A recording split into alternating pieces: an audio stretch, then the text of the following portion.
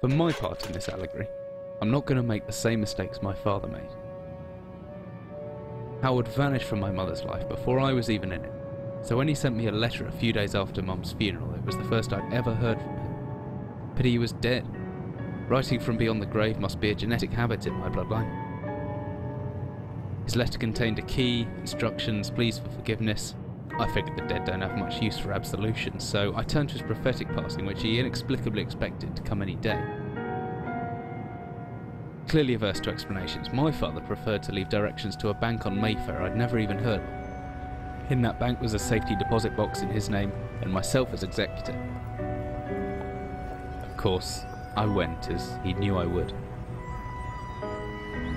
I discovered that despite the evidence, he'd been legally declared dead almost 30 years ago, and so the old book and collection of notes I found had, in the eyes of the law, been mine all this time. My father's instructions were to burn the documents, raise no further questions.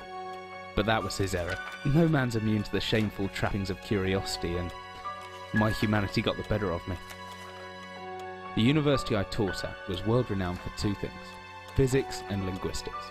I represented the first, and the man who stood for the second was stumped by my recent acquisition. The book was indecipherable.